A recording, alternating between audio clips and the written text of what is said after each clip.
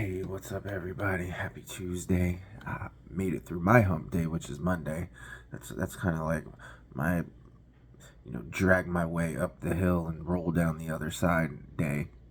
Um, but it is just gonna be another wonderful day, another beautiful day. Wonderful in that Jesus is the way. He's the narrow way, but He gives us the way to overcome and conquer ourselves, our sin, temptation that comes our way. He gives us that chance. He gives us the golden ticket, if it were. And it is currently 26 degrees. It's going to be a high of around 50, and chance of rain throughout the overnight. And so we're studying Luke, and Jesus is creeping his way into Jerusalem. We're in Luke chapter 19. We're going to pick up in verse 41. And in verse 41, he's drawing near to the city and he weeps over it. He sees the city as he's coming in, and he starts to weep. And he says, would that even you had known on this day. And this is, what day is this? This is the first appearance of Christ in Jerusalem. On this day, the things that make for peace, but now they are hidden from your eyes. Whose your eyes? It's the Jews. It's the Jews' eyes. Because he's coming into town, and the Pharisees just told him, tell the crowd not to do this, teacher. And the teacher rebuked, and it says, teacher rebuked your disciples. And he answered, I tell you, if these were silent, the very stones would cry out. So he's talking to the Jews. He's talking to the Pharisees, the people who are supposed to know who he is. And he says, for the days will come upon you when your enemies will set up a barricade around you and surround you and hem you in on every side and tear you down to the ground, you and your children within you. So he's weeping because he knows what's about to have to happen. That's why he's weeping. And he knows this because look at what it says in Isaiah. Isaiah chapter 29. Let's just look at the first few verses. It says, woe to Ariel, Jerusalem, the city where David dwelt, and ye, year after year, let them kill sacrifices. So, ye being the people of Jerusalem, year after year, they let the people make sacrifices. And he says, yet I will distress Ariel, and there shall be heaviness and sorrow, and there shall be unto me, and it shall be unto me as the Ariel. So he's going to make Ariel, Jerusalem, sorrowful, and it's going to be unto him as sorrowful. So Jesus is weeping because he's sorry for what he has to do and let happen.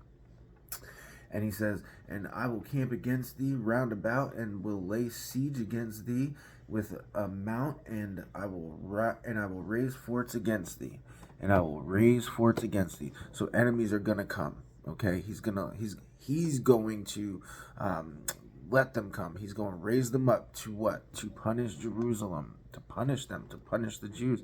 Now notice, it says they make sacrifices. He lets them make sacrifices. So there's always a remnant. There's always a little population of believers who are faithful, who hold true, who hold fast, who overcome.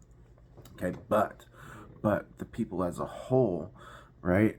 The peace is hidden from their eyes. He says right here in Luke chapter 19, verse 42.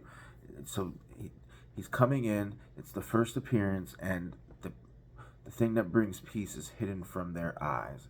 And because it's hidden from their eyes, and because they choose not to see it, now there is still a remnant now, those that will overcome, and those that do sacrifice themselves, and those that do give up everything they have and follow Jesus no matter what.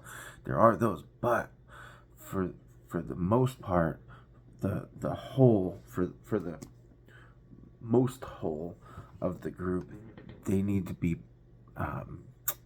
put into trial. They need to be put into tribulation, right? So he's starting to actually speak more and more prophetically as we go through the next few chapters.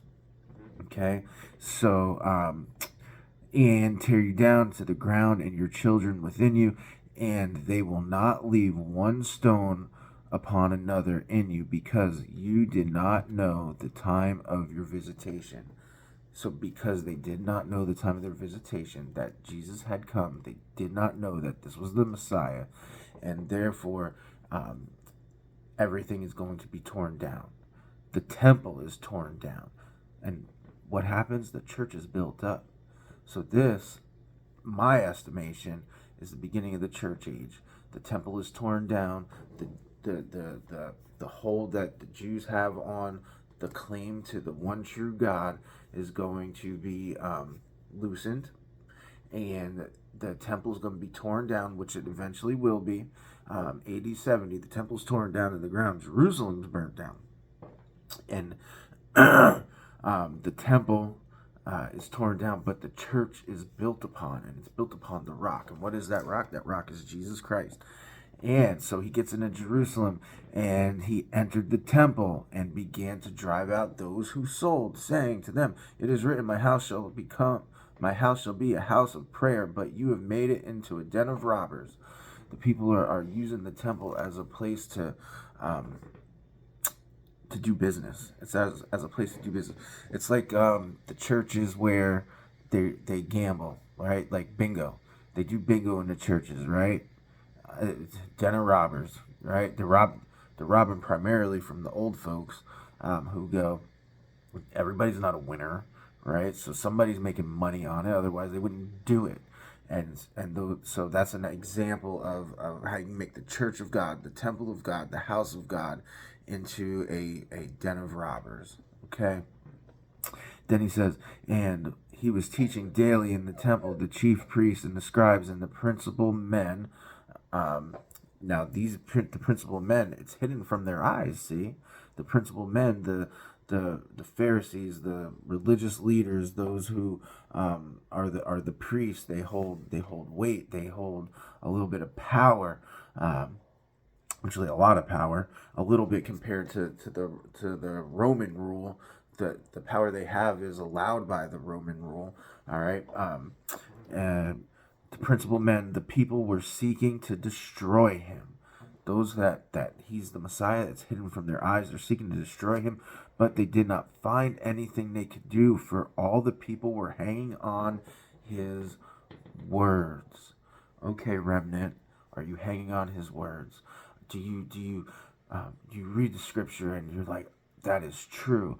Or do you, okay, Lord, when you read the scripture, does it prick something in your heart to make you a better person? Do you want and desire to be more like Christ when you read the word? Do you believe it?